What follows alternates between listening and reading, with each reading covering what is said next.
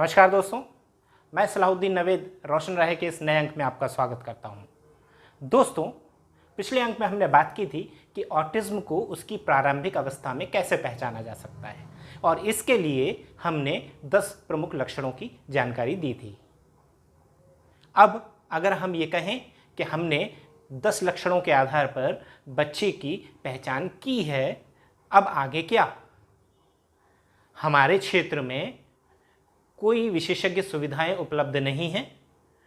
हम ग्रामीण क्षेत्र में रहते हैं या ऐसे क्षेत्र में रहते हैं जहां से जिला स्तरीय विकलांग पुनर्वास केंद्र या शीघ्र हस्तक्षेप केंद्र काफ़ी दूरी पर है। हमें क्या करना चाहिए? तो मैं आपको यहाँ पर एक टूल की जानकारी देना चाह रहा हूँ जिसके माध्यम से आप घर बैठे ऑटिज्म का परीक्षण कर सकते हैं। परंतु ध्यान दें कि इस टूल का वैधानिक रूप से उपयोग करने का अधिकार केवल भारतीय पुनर्वास परिषद में पंजीकृत नैदानिक मनोवैज्ञानिक या पुनर्वास मनोवैज्ञानिक का ही है। इसके अतिरिक्त कोई और इसका वैधानिक उपयोग नहीं कर सकता। परंतु जैसे हम बीपी मशीन या थर्मामीटर का उपयोग करते हैं, वैसे ही मैं आपको इसका उपयोग सजेस्ट करता हूं। परंतु इसके उपयोग के बाद सिर्फ नैदानिक मनोवैज्ञानिक और पुनर्वास मनोवैज्ञानिक ही प्रमाणीकृत कर सकते हैं कि बच्चे को ऑटिज्म है। कोई अन्य व्यक्ति इस तरह का कार्य नहीं कर सकता। तो इसका उपयोग हम लोग एक सामान्य तौर पर करेंगे जिससे हमें ये आभास हो जाए, ये ज्ञात हो जाए कि बच्चे को ऑटिज्म है या नहीं है। और जब हमारा परिणाम बहुत कम अंतर से हाँ या नहीं में आ रहा है, अर्थात बहुत कम अंतर से नहीं बता रहा है या बहुत कम अंतर से हाँ बता रहा है, तो उस स्थिति में बड़ा स्पष्ट अनुरोध है कि हमें नैदानिक मनोवैज्ञानिक या पुनर्वास मनोवैज्ञानिक से संपर्क करना चाहिए उचित परीक्षण के लिए, जिसके लिए आप जिला विकलांग पुनर्वास केंद्र, शीघ्र हस्तक्षेप केंद्र या किसी भी ऐसे प्रोफेशनल के पास आप जा सकते हैं जो भारतीय पुनर्वास परिषद में पंजीकृत हो।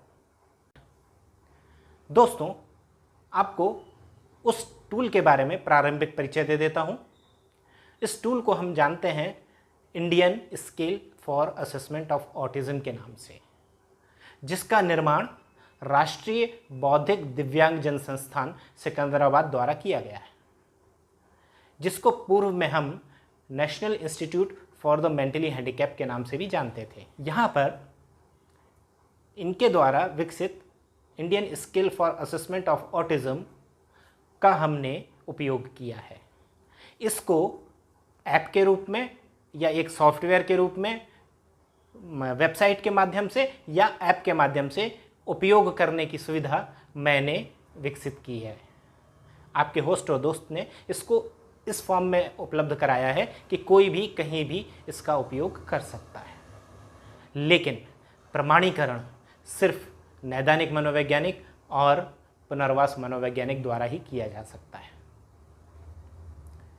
तो दोस्तों, उम्मीद है ये आपके काम आएगा।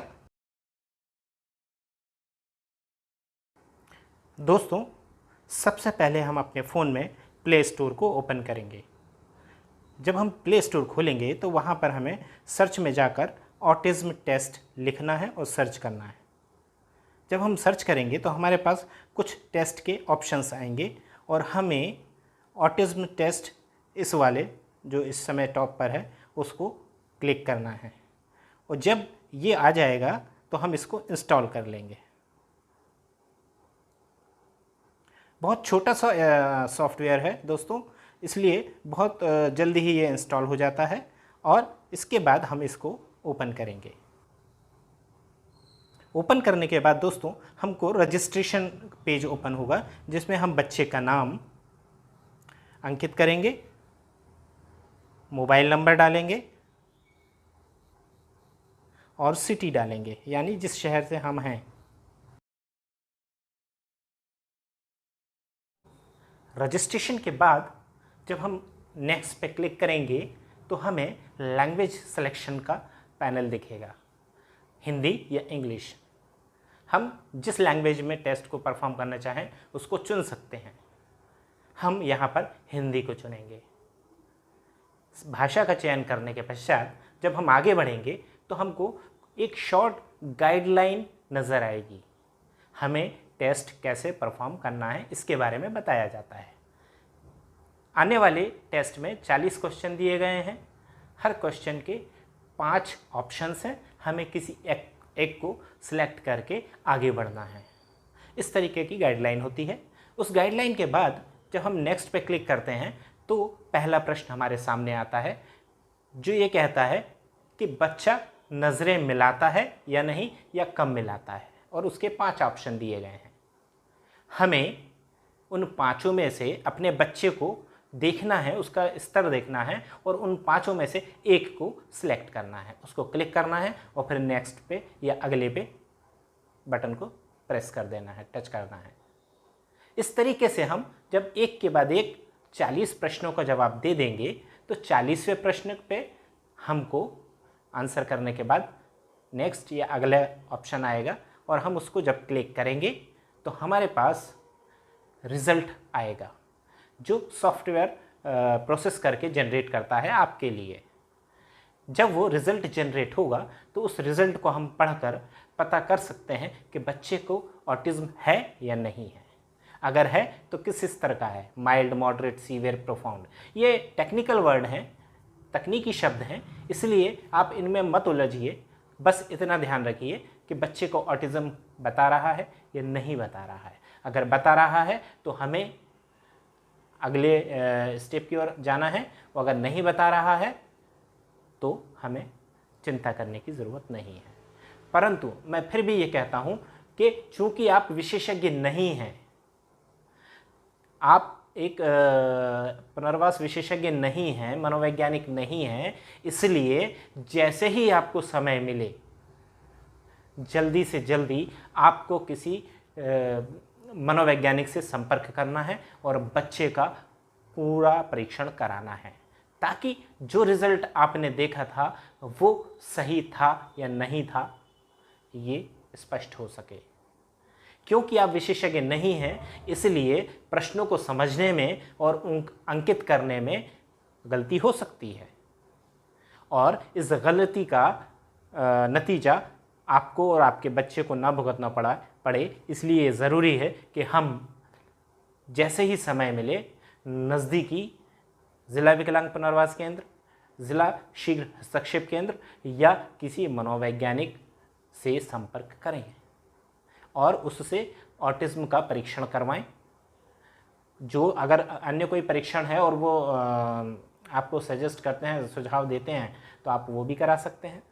और उसके पश्चात अगर बच्चे को ऑटिज़्म बताया जाता है तो आप उनके मार्गदर्शन में हस्तक्षेप कार्यक्रम शुरू कर सकते हैं। अगर नहीं बताया जाता है तो चिंता की कोई बात नहीं है। तो दोस्तों, ये था ऐप के माध्यम से ऑटिज़्म का परीक्षण। आइए अब देखते हैं वेबसाइट के माध्यम से, क्योंकि तकनीक दिनों दिन उन्नत हो रही है। एंड्रॉयड में रोज़ नए अपडेट्स आते हैं। हम लोग इतने सक्षम नहीं हैं कि हम अपने एंड्रॉयड सॉफ्टवेयर को, ऑटिज़्म टेस्ट के सॉफ्टवेयर को उतने जल्दी अपग्रेड कर सकें। तो कई फ़ोनों में ये दिक्कत आती है कि टेस्ट सपोर्ट नहीं करता है। उस परिस्थिति में आप वेबसाइट के माध्यम से भी ये टेस्ट परफॉर्म कर सकते हैं। तो आइए देखते हैं कि वेबसाइट के माध्यम से कैसे इस परीक्षण को किया जा सकता है। दोस्तों, वेबसाइट के माध्यम से ऑटिज़्म टेस्ट के लिए हम अपने मोबाइल, लैपटॉप या टैब में ब्राउज़र ओपन करेंगे। ब्राउज़र के एड्रेस बार पर www.roshan.org टाइप करेंगे और आगे जाएंगे तो हमारे सामने रोशन सेंटर फॉर चाइल्ड डेवलपमेंट का होम पेज खुलेगा।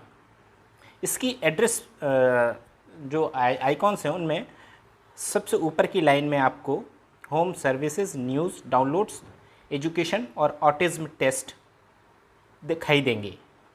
हम ऑटिज़्म टेस्ट पर क्लिक करेंगे तो हमारे सामने Indian scale for autism assessment page open होगा। Let's examine. यहाँ पर हम बच्चे का नाम डालेंगे, सिटी डालेंगे, इसके बाद मोबाइल नंबर डालेंगे, इसके बाद स्टार्ट टेस्ट पर क्लिक करेंगे। यहाँ से हमारा टेस्ट ओपन हो गया है। हम यहाँ पर इंग्लिश में टेस्ट कर पाएंगे। क्वेश्चंस दिए गए हैं और उनके सामने 5 ऑप्शन दिए गए हैं। हम सब पर एक एक क्वेश्चन करके सबको कवर करेंगे। हैज़ पुअर आई कांटेक्ट, हमें बच्चे का ऑब्जर्वेशन है, बीइंग अ पेरेंट या फैमिली मेम्बर या टीचर, अगर हमें मालूम नहीं है तो हम जानेंगे, पूछेंगे पेरेंट्स से। और अगर हम पेरेंट्स ही हैं तो हमें मालूम होगा कि हमारा बच्चा आई कांटेक्ट में किस स्तर पर है, और उसके अनुसार हम इन 5 में से एक ऑप्शन को सिलेक्ट करेंगे और उसको क्लिक करेंगे। इसी तरह से हम आगे बढ़ते जाएंगे। सारे क्वेश्चन हम पढ़ेंगे और उसमें बच्चे का स्तर नोट करेंगे। यहाँ पर मैं फॉल्स स्कोर डाल रहा हूँ क्योंकि मेरे सामने अभी कोई बच्चा नहीं है, मैं किसी का असेसमेंट नहीं कर रहा हूँ। जब हम पूरे 40 सवाल का जवाब दे देंगे, 40 सवालों में जो बच्चे का स्तर है उसके स्तर के अनुसार एंट्री कर देंगे, तो हमारे सामने लास्ट ऑप्शन आएगा 40 सवालों के बाद, और वो होगा